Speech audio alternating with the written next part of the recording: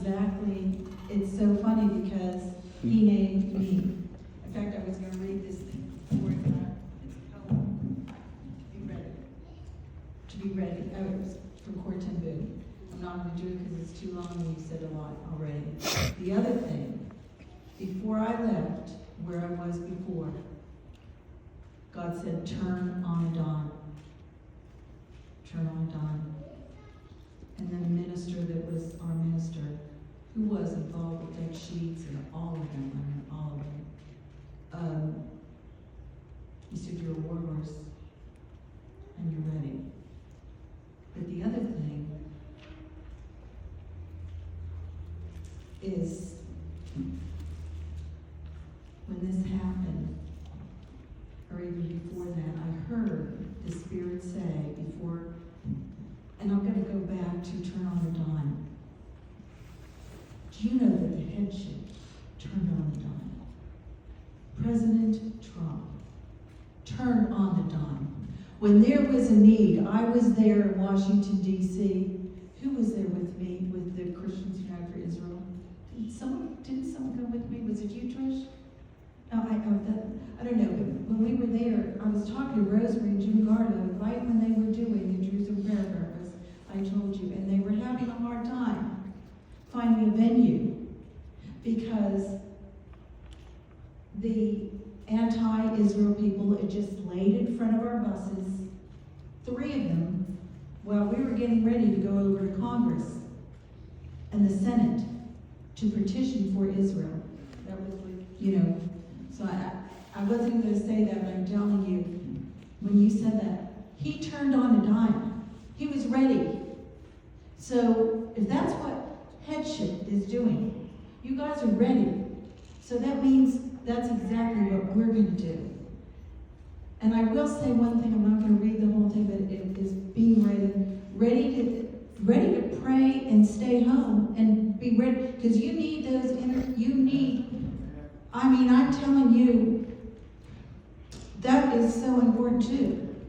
Because, those that are going can't always be fasting and praying. But you can fast and pray, and I've done that so much. I love that possibility because we get to share in everything that is going on. Just like David said, it doesn't matter. It does matter that they win, but sometimes you can't go. So, you need to do your part, being ready to do that. Now, I'm going to go back to what God told me first was, it's not by power, it's not by might, but my Spirit, says the Lord. So that's what I heard before, because before we even went. And I'm here to just report what happened when I was there. So the very first thing that I felt when we were there, and I've already given you, pastors, that we were there to witness and to be in agreement for the Jerusalem prayer breakfast. That's right. And it was so wonderful because it was prayer. It wasn't just, people speaking, but they were actually praying. And then not only were they praying for our elected officials and for Jerusalem, but then they also prayed for the cabal. Because you can get those people in place, but if you don't get the atmosphere cleaned, and they agreed with that, the main person that I felt that was so strong to me, and not that they all weren't, but I'm just giving you my perspective, and you're all going to be saying yours, was Michelle Bachman. And it was about the land. It was about the land. And as you know, she started off saying, when President Trump was president, he went with the Abraham Accords. You don't touch God's land. You touch God's land. But see, that's why we have to be praying. And that's why we were there, to pray against that. And then he went and right after he did this, and Benjamin Netanyahu, also the president there, first COVID hit. And I know I'm talking to the choir here, and I'm sorry for taking so much time, but that was really important to me. And then also Bush. When Bush emptied out Gaza and they forced the Israelis to leave that area, Katrina. So, we can go on, and I know you guys probably know even more than me on this, but that was so important. And then she also gave, and I just want to say, it's Joel 3:2, what we're going to be judged on in the end times. We're going to be judged on how we treated Israel and what did they do with the land. That's it. It's how we treated Israel, Jerusalem, and the land.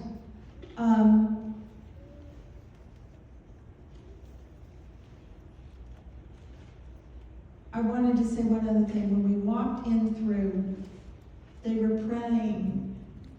It was just so wonderful. You know, it's always about families. It's always about families. I'm having a problem with my family. We all probably are. But we walked in, and the Lord bless you. The Lord keep you. You know, that song. It was absolutely wonderful. And what was God doing? He was putting everyone on the land to bless President Trump and his generation, and then our generation. There was everyone there. I mean, just like you said, there were people from Sweden, and we were there to pray for them. I can't tell you how many cards that I had, just to pray for them. And I didn't even get to sit with I was so honored to be with Dixie, so honored to be with all of you. Thank you so much. But what was really neat too is I wish I was with them more at the table, but I didn't want to miss one thing that the speakers were saying. So I was standing in the back all the time with my camera, and I'm lousy with the camera, so I still have to get your son to get that up. But, and now I found out, though, that they've taped all of it.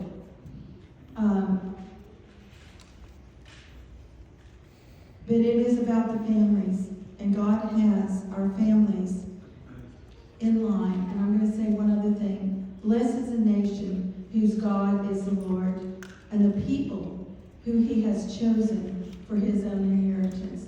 There's so much more. I wanted to say this too.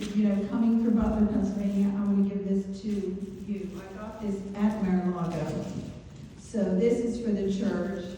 And I don't know if you noticed, but when President Trump, not in the inauguration, but in that great big room where all the bands were playing and everything else, the very first band that he had come forth was from Butler, Pennsylvania, representing Corey.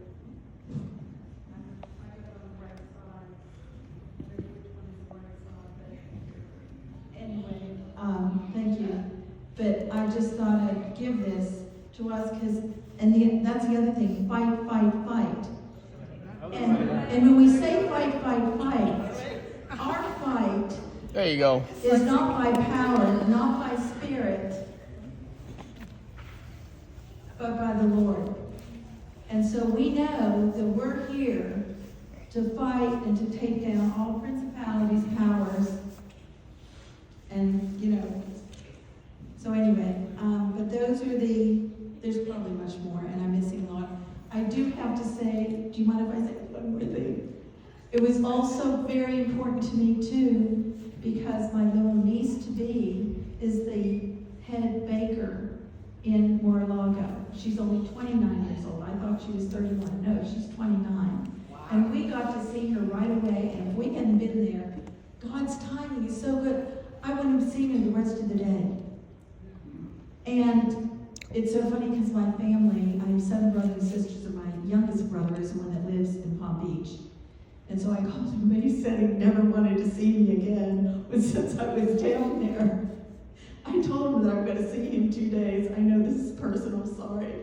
But I was able to go, and when I saw little Chelsea Chelsea said, you know, we're seeing you tomorrow night for dinner. And I said, no. And I said, well, you know, Chelsea, that my brother Christopher is totally against Trump. He is totally way out there. And so she saw me laughed and she said, yeah. She said, this is going to be a real interesting dinner. So that's another thing. I was not able to, in fact, he's still mad at me. On the way to the airport, when he dropped me off, he's still telling me that he doesn't want to see me again. And I didn't even talk about Trump. I mean, it's just, they're still mad, you know? It's crazy.